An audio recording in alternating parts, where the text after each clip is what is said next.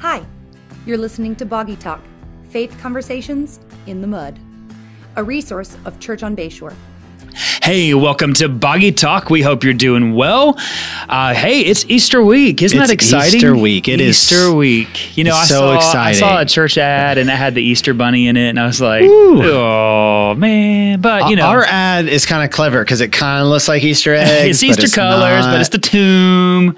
Yeah, I had to play around with that graphic to get the right colors, and at the end of the day, I wasn't like 100%. This is my thought. I still wasn't 100%, but this is the life of a creative person. You're never fully satisfied, and you eventually just have to say, you know what? There's a deadline, and I got to say go. So, bro, I have never seen so many Easter ads, though, by churches. So many Easter ads. You know, if you're local, you get this. Crosspoint's always going to have a lot of ads, right? Yeah, but every church is doing it just about this year. Every church has got ads. Well, not every church. Billboards and signs and banners. We have an ad, right? We do. We have on social media. No, we do. I'm not poking fun. Yeah, we didn't do a billboard ad this year for Easter, but we did banners and we did flyers. But I'm like, people should just be inviting people to Easter. Yeah, I know. So that's how it should be. Yeah. That is really, yeah. Easter's so fun. Easter's good. It's good, man. Yeah, I can't. It's good. It's always just this exciting. Like everyone's excited on Easter, as they should be. Every Sunday, like let's transfer that to every Sunday because Jesus is alive every Sunday. I know. But maybe we'll talk about that later. Maybe so. Well, hey, let's go ahead and dive in. And today we're actually talking about a very heavy topic, just in light of the shooting at the school in Nashville that happened last week.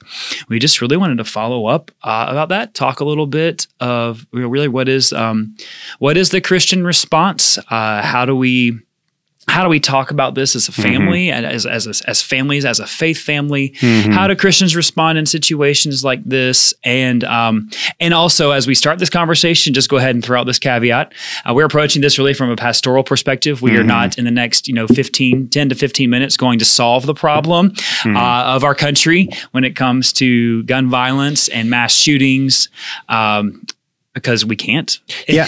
I was going to say, can we just start there and say, actually, if we had infinity time to solve the problem, we wouldn't. Exactly. And I think that's not that we can't get better at this as any collective society, but I do think that's part of the tension is we're using temporal solutions to address an eternal problem. Yes. So, well, not an eternal problem because Christ deals with it eternally. Yes, but, eternally. Yeah. A problem that would exist eternally apart from the involvement of Christ. Absolutely. I think when is this going to stop? And not to be cliche, and this certainly isn't a cop out for what we should be doing now. But when is this going to stop? It's going to stop when Jesus returns. I mean, when is disease going to stop? When are all forms of evil? When are wars going to stop? When Christ returns. Yeah, it's certainly good ambition to want to eradicate all evil, all disease, whatever, as much as it depends on us. Yeah. But it's arrogant to think we can ever get to a place where we can do that apart from God's intervention. Right. Absolutely. And I think, where we have to begin really as Christians is addressing, kind of the big picture problem of why this happens. And then after we understand the big picture problem, then we can really begin to understand maybe our specific cultural problem. Yes, that's good. And, so begin in talking about these things, like what is the big picture problem? And the big picture problem is evil. It is evil. There's no issue with just saying this is evil. These acts are evil. They are demonic, satanic acts. That is the purest evil. I mean, just violence where you're taking someone else's life. The root issue is sin, and that does not to oversimplify it, but it is to simplify it in its root form that this is just evil. Yeah, no, I mean, absolutely. I think that examples like this show the extremes of the little seeds of evil that exist all over our culture all the time, right? I think this, and we'll talk about this in just a moment, these things are some of the most probably shocking and horrifying things for us to consider. But the reality is, there's murder every day. There's, child torture every day. There's human trafficking every day, just in our country, just in our state. I mean, statistically. And so you multiply that in the world, these and so we're going to continue to have these kind of things happen because these things are happening. Absolutely. And probably even greater atrocities that we just aren't aware of because they're not in our country. Right. And maybe to a less cared about demographic, you know.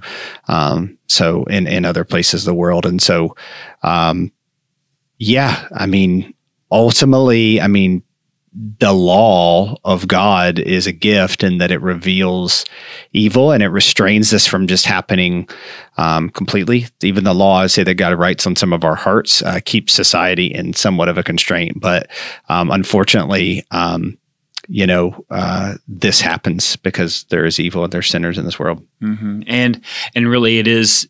We can recognize that these issues, I think, are becoming more common, you know, that, you know, it is an atrocity. It is jarring. And specifically the shooting last week was at a school. And so we're talking about, you know, defenseless, you know, we're talking about children, and that is wrecking to us, as it should be. Just as all forms of violence against anyone, but especially against children. I think, such young children too. Absolutely. I don't know about you, but I think one of the like first memories that I associate with this kind of stuff, and I'm assuming that it hadn't happened in a long time before this, right? Certainly not to that extent, was Columbine. I was in high school. And I was in college because I'm older. Were you already in college? Wow. I was like I think it was my freshman year. I remember watching it in the dorm and we were shocked. And I just, you know, remember, just, you know, I think as a high schooler, you realize how vulnerable you are to this kind of stuff. Now as a parent, it's even, you know, there's a heightened amount absolutely. To this. And we've come so far in school security and those kind of things, but still can't prevent it. But yeah, I mean, I think you got some research there. I'd just be curious how often this has happened. I think one of the things we mentioned is like, it really has become more common where it's almost like when we hear this, it's like, oh, another one's happened. Like I remember hearing about Columbine and we watching it on the news and we were watching it live as they're going in. You know, I know. And just the fear that we all had, but it seemed like, now I don't know for sure how much longer it was until the next big thing, but it seemed like it was a while where now it feels like this is happening more and more. And there may be, you know, reasons for the media and that, but I would just say we can recognize this, that it is happening more and more. Let's see, I just wanted to read this. Let's see, the Center for Homeland Defense and Security tracks shooting incidents based on publicly available data from the beginning of 1970 through June 2022. In that 52-year period, there were 2,035 shootings. Now these are just shootings, gun violence. But here's the thing, from 2020, January 1st, 2020 to March 27th, you know, last week, 2023, there have been 68 school shootings. Really? Yes. In 3 years? In 3 years. Wow. Now, some of these are incidents where it was one-on-one. Right. This is public, private. This is, you know, preschool through the college. So some of these are including like the shooting that happened just recently in Michigan State. So this is so this is across the board. And, you know, one of the interesting things I was reading was that they're really it's really across the board as far as the perpetrators and the victims. There's you know, from age, stage, ethnicity, that there's a great diversity in that. And so trying to pinpoint this, and I think this is where it gets tricky, is there's always in these going to be someone trying to pinpoint it on someone else or a demographic, whether it's you know, an ethnicity or gender or you know, it's beyond that. Like it's all of the above. Yeah. That's I mean, just to go ahead and go there, I think, you know, if anyone tries to impart their agenda on any situation. And so, you know, when there was the murder against at the Pulse nightclub, remember that? And the gay people, you know, it was about homophobia, but then and so both sides of that are really like getting into it, you know, and then with this, because there's apparently, you know, gender identity, you know, issues here. victimization, villainization of both sides of that, then villainization of Christians, and the victimization of that. And I just think we have to be careful to, not that those things aren't at play, but I'm sorry, but for someone to make the choice to go and do this is beyond just those factors. It is beyond those factors. There's greater issues, if you will, than how those issues might have been handled or how somebody might have been brought up in understanding morality issues. Right. And then, and I think of recent, there's a shooting at a church in Texas. I can't remember. It was Texas First Baptist Church or something. And it was over 23 fatalities there. And then, the shooting at a church in Charleston, which seemed to be, it was a racially motivated attack, where there were many people who died. And so it really is I was reading something else that just said statistically, because a lot of times people will jump to it's mental health, or it's gun control, or it's radicalization, whether it's all these different things. And really one day I read said actually statistically, the United States has the same proportion statistically of mental illness as pretty much every country. Right. So it's not. So is it a mental health thing? Well, yeah, there's definitely a piece of that.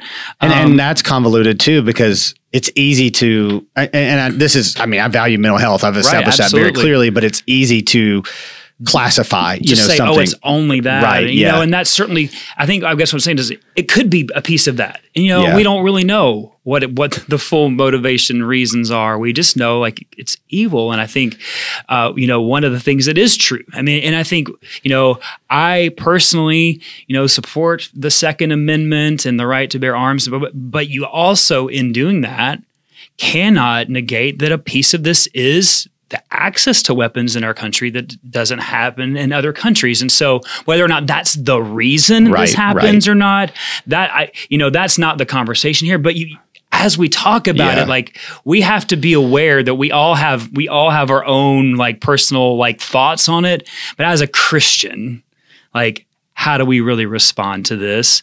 And I think we first respond by being aware that we're naturally going to be drawn to the narrative that already fits what we believe happened, whether Christian, secular, and to be aware that we're going to be drawn to the voices or the voice that is, or the news story that is really reaffirming what we already believe rather than challenging our assumptions in a situation.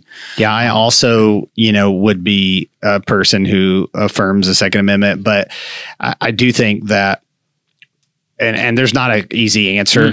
People like to say there is an easy answer, but there's just really not. Right. But I do think we need to not be relaxed on continuing to figure out how to restrict access to people who do have mental health issues from owning guns or obtaining guns. And so, again, I would not be in support of a total government seizure of all, weapons or anything like that. But I would just say to the person who is with me in supporting the Second Amendment, but don't get so mad that people are saying we do need to figure something out. Right, absolutely. And then if you're more, liberal on that for whatever reason, also be aware, everybody who says, hey, I support the Second Amendment isn't hey, I think we should be able to, do whatever, with gun, that's not what they're saying. It's more nuanced. It's more complicated. Absolutely. And I think everyone would agree. Well, we believe in personal responsibility. And so what we're talking about is what do you do with those who can't be personally responsible or aren't going to be personally responsible? I think about us on Sunday, obviously there's crowds that gather, but there are people who are armed. We are aware of most of them. I'm sure we're not aware of all of them. We're safer that they're armed, so absolutely. But they've also gone about it in a safe and legal way. And, I think that, it's just, it's not going to, we keep working towards better, but it's not going to be fully solved. I think that let's transition. What conversations do we have with people, specifically our children, about this, Justin? Yeah, I think you start with, we should talk to our kids about this as age appropriate, and just really helping them understand, this is reality. When I didn't grow up thinking about the potential of an active shooter coming into my school. We had tornado drills and we had fire drills, Yeah, you know? Yeah. And so recognizing like if your kids are in school, whether it's public or private, they are talking about this or, you know, and preparing for this. And it's a reality. You know, we don't want to raise our kids to live in fear, but also to be prepared. And so talk to them about stuff that this does happen and explain the problem of evil. You know, explain that this is the root of sin and that, you know, that we as people have responsibility, that we have the ability to make choices, and people choose sin and people choose this, and just explaining it on their level, not to scare them, but to help them be raised and be sober minded about it, just as we all should. You know, and what is our responsibility as believers, as Christians whose hope is in Christ? You know, talking about, you know, looking for the outliers. You know, I think that's a huge piece of this. It's just, you know, raising our kids to be aware of those who may be hurting. I think, you know, that's one common link between all you know, studies that are done on active shooters, that most of them, the vast majority, at some point in their early life, had some type of exposure, some type of trauma or exposure to extreme violence. And so, you know, look for the outliers. Be aware. You know, be compassionate. Yeah, there's the links of pornography to this are interesting too. That's interesting. You know, in terms of how many have been exposed to those kind of things. And even if you think about serial killers, like the links to pornography is interesting. And so I think all this just supports like being people who are trying, like we're never going to eradicate all this, but being people who are trying to do what Christ has called us to is going to not only give us the best case of eliminating these extreme situations, but it's also going to give us the best opportunity to help with the situations that are affecting one home and one, you know, one life. And so I think we just really have to be that present, you know, in our communities and that aware in our neighborhoods and again, welcome in the people who are struggling, carry each other's burdens, but also realize, you know, again, that we're not a failure when this happens once or twice and not overreact. And I think for whatever reason, like, you know, and I love you guys, but sometimes, you know, I'm getting these articles from people who don't even serve in our church about all the things that are wrong with the American church. And it's like, but what are you doing about it? You know? And I think a lot of the criticism of society is from people who are not actually that engaged in society.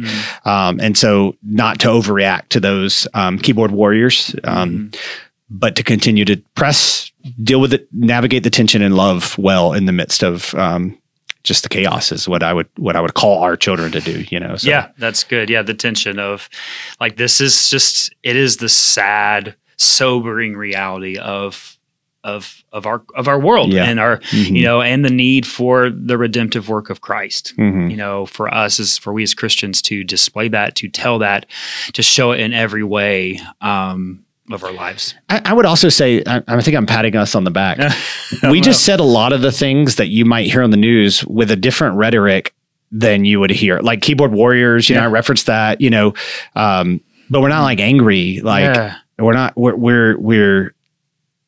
so I don't think all the dialogue about this has to be filled with such vitriol. Yeah, and I think that's a good. And the finger doesn't have to be pointed at one person or one group. Like we said before, it is so many. Like, and I think this is indicative of our culture is that there is not one easy fix to this problem, or really most problems in our world. Right. And we can't buy into the what gets fed to us from the media, from politics, that if we just voted a certain way, that all the problems would be solved. And because how's that been working? Yeah. I mean, let's just be honest. Many politicians use this to grandstand their fan base, you know, to stir up and, you know, and I think, you know, there's Reddit on both sides, you know, so though like, the hard work is in the tension of the middle where we recognize there are multiple facets of this and it's a complicated issue that it really have to be worked out. So, just like most things in life, you know, there's not one source cause, but we do, you know, recognize like we're called to be the salt and light of, and you know, as Christians and in this evil generation is really the scripture calls us to that, you know. And if you're listening to this for maybe you searched it on the internet or somebody told you to listen to this, like, and you feel alone and ostracized and like you don't have an identity, like you're welcome here. Mm-hmm. And if not, we can find a place in your area that you're welcome. You're not alone. And if your church in your area doesn't welcome you, I'll email their pastor or call their pastor and be like, why are you not welcoming and engaging this person? Because you're not alone. Do not believe that lie. Anyway. Yeah. Well, amen to that. Yeah. That's kind of like hard we need to like take a break and, it's hard to transition from that. End scene. I feel like, but really, So game time. No, it's not really game time. It's so, hey, let's talk about some questions that we have. The first is this, Easter's coming. What's the best thing I can do to help? And I think that's a great question. If you're asking that, I hope you're asking that. The first thing you can do is, I think, be present, be engaged. I mean, this is like, every Sunday, we joked about this earlier, every Sunday Jesus is alive, every Sunday is Easter, the resurrection is our hope, but to recognize this is a time when people who are unchurched or don't go to church but would claim to be Christians, and maybe they are, maybe they aren't, people are receptive to invitation, and we just want to just celebrate together as a faith family, serve so we can welcome as many people as possible, whether it's in kids ministry or greeting or in choir, like just be a part of it. I mean, and be present and engaged. I think that is a huge piece of it. Easter is a big deal. And then the next Sunday, do the same thing. Right. And then the next Sunday, do the same thing, Yeah, I mean, I would just say if you're like, I don't really get the big deal, why it's a big deal to be out of town, or whatever, then I would just say you're probably not living on mission, because if you're really living on mission, hey, this is an opportunity in our culture to invite people to come and hear the gospel. And we will be faithful to exalt Christ and preach the gospel. And so, you really need to live your life in a way that lends itself to those opportunities. Again, I think that could be every week, but it's heightened this time of year. And then your local church has an overwhelming number of people probably that are coming that Sunday. And so they need all hands on deck and serving and children's ministry and welcoming people and, doing all the things. And so if you're a part of our church and you're not already doing that, please email Lucas right now or email Michael right now to serve on Connect. It's too late to be in the choir, but next year.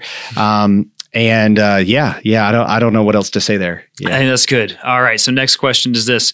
And this is a good question. Fair. Why do churches encourage people to give every week, but not encourage people to make disciples or share their faith every week? They talking about us? I was going to say. But so fair question, because I think, I would say, I think here we do. It's explicit and implicit in the teaching and preaching of the word. We talk about discipleship. We encourage connection in discipleship. And, do we need to do more? Yeah, maybe we could be more clear. Absolutely. I mean, I think specifically encouraging people to share their faith, but we talk about that regularly. It should be an emphasis in our life groups, discipleship and sharing our faith. I say we do talk about giving because I don't know that we really, in the 2023 church, have to explain, if you're a Christian and I'm like, I don't need to convince you that you should share your faith. Most people agree they should, whether they do or not. Yeah. But a lot of people are not convinced that they should give scripturally. I think they're just they're because we have but we don't even really... We talk about giving. And I think a lot of churches do talk about, and we don't do this I'm here. I'm staring at you funnily if you're watching online. I mean, there are a lot of churches that heavily emphasize giving as the seed of faith, and we don't do that. We're just like, it takes money to make ministries happen, especially the ways we're engaged in missions. And I think we do talk about it. We talk about the ways we're giving. I don't know that. This question was asked by someone on behalf of someone else. And what I would ask you, if you're that someone else, I don't know who you are, but if you're someone else that also fits in this category, why does it bother you that we mention giving for 30 seconds? Yeah. I mean, is it conviction? Yeah. Why? Yeah, just there you go. I don't think you'd ask if it were the other way around. Yeah, I don't. Yeah. And so, if we were every week, if we never talked about giving, but every week we're like, you should make disciples and share your faith. Would you say, why do y'all never talk about giving? Yeah. Because that's a command of Scripture. And we're called to give sacrificially, generously. Where your treasure is, there your heart will be also. And, I think people don't like talking about money because it very clearly, you can convince yourself that you're making disciples or sharing your faith. You cannot deceive yourself that you're tithing, you're giving generously. Like, unless you're like very clear. Well, I bought snacks for the travel ball team. Yeah, I guess you could. But if we're saying you should give to God through the local church, as he says in the Bible, then you just can't lie to yourself about that. And you can lie to yourself about, I'm a loving person. It's like, you don't have a loving budget. You know what I mean? So anyway, but hey, you know what? We will be more clear about sharing your faith and making disciples. It's kind of all pointing to that, but we'll be a little more clear. Yeah, absolutely. Let's do it. Let's be more clear. Let's do it. All right, last question. Okay. How should Christians approach tipping in a time where people expect more for providing less? Woo, that's a great question, because you know what? This is a pet peeve of mine, because we should be generous, but also I'm like, everybody's asking for a tip now. Like, you order food and they hand it to you and they're like, gratuity amount 18%, click which one. And then you feel guilty because they're watching you if you have to hit the button that says other, and you're like, 0, because literally you just handed me. You could go to a buffet where you get your own food and you get your own drink, and they would ask how much of a tip. I'm like, well, I'm going to give myself the 15% because I'm doing this for myself. I would just say, owe nothing to live in a way that you owe nothing except for love. That's what we're called to, Romans. So, tip out of love. Yeah. And I will say this as someone who worked in college at a restaurant where I was a waiter. And this is not like what I've heard. Like, this was legitimately, people hated working on Sundays in the restaurant because the after church crowd was generally not great tippers. Yeah. And we're pretty demanding with the refills of their sweet tea. Yeah. I mean, really. And so I'm not making that up. Like, that is, I worked at a restaurant, and the vast majority of the people that I worked with were non-Christians. And that was, some of it is not fair, but a lot of it is. So just be generous. Yeah. Especially if they know you coming from church. I mean, but you should just act the same all the time. Just be generous. If I get good service, it's 20%. If it's exceptional service, I might go above that.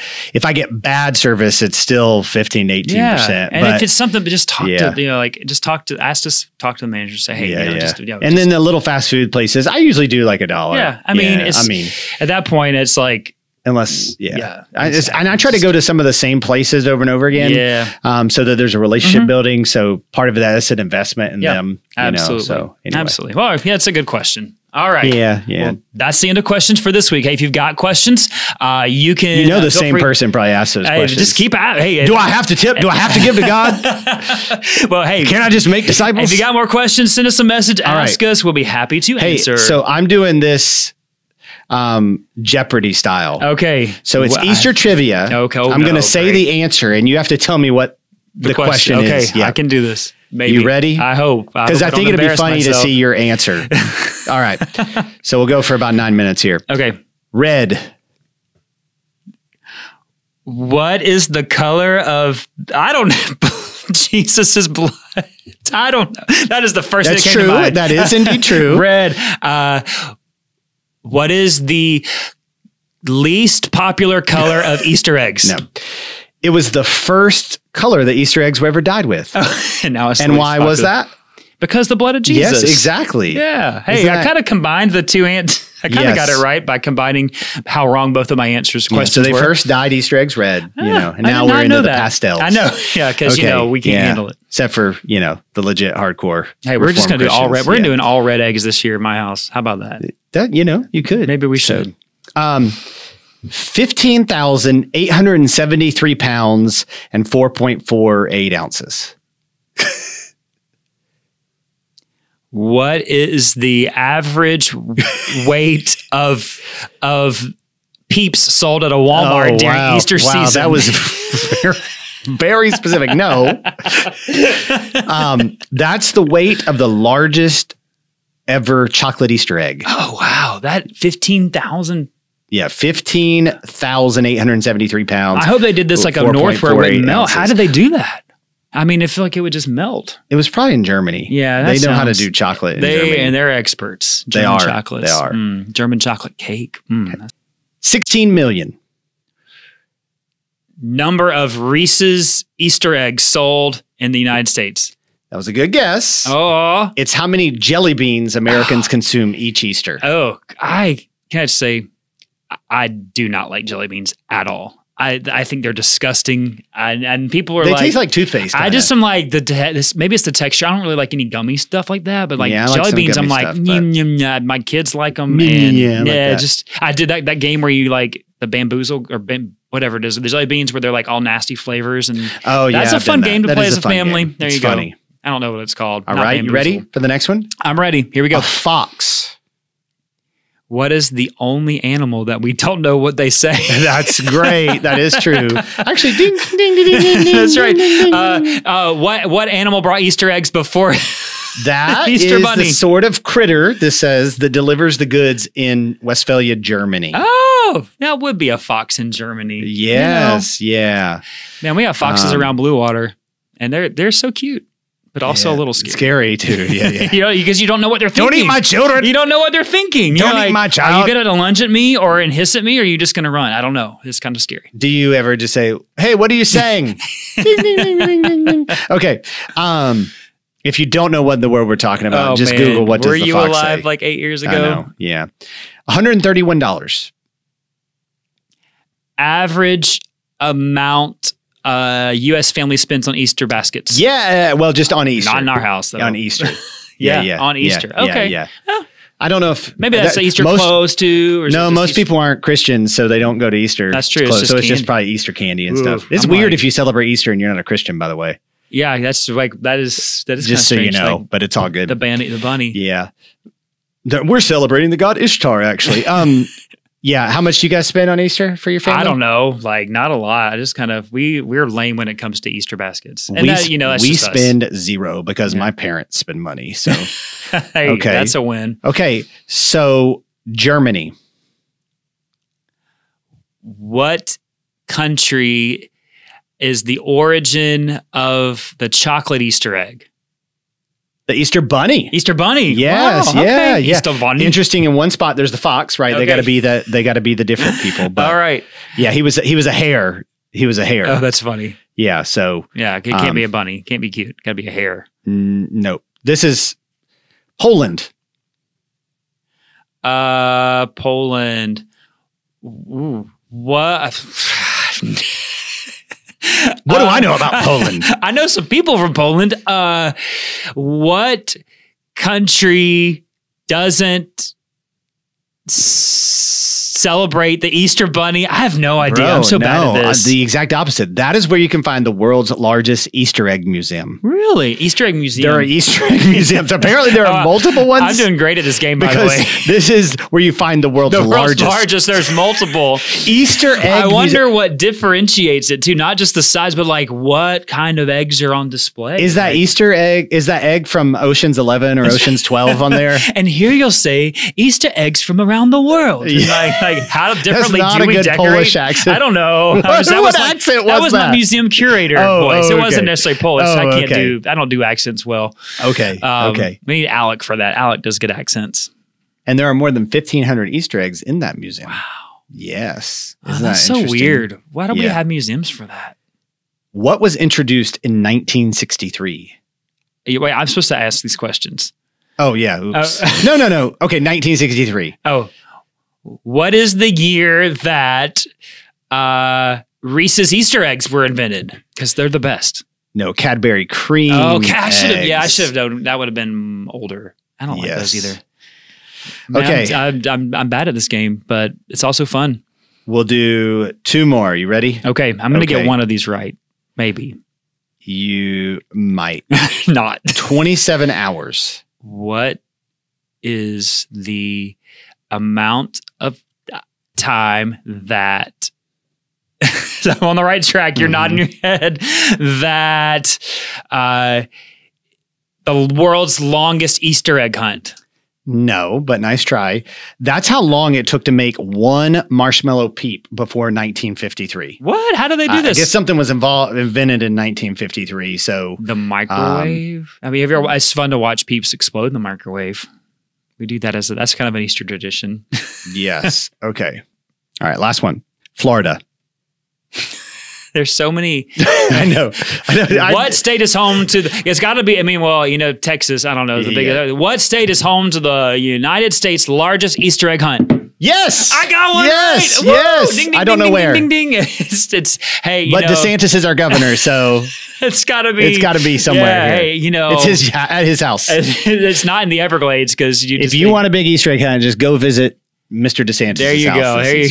That's so funny. I finally got one right because Florida. There you go. Well, hey, what a way to end a heavy episode. Yeah, that's Boggy true. Talk. Yeah, hey, we do, in all light of all this, and the resurrection is our hope. That is the hope that we have to carry on with confidence in a broken and weary world. So, thanks ending. for listening. If you've got questions for next time, please shoot them our way. And we look forward to seeing you joining in next week.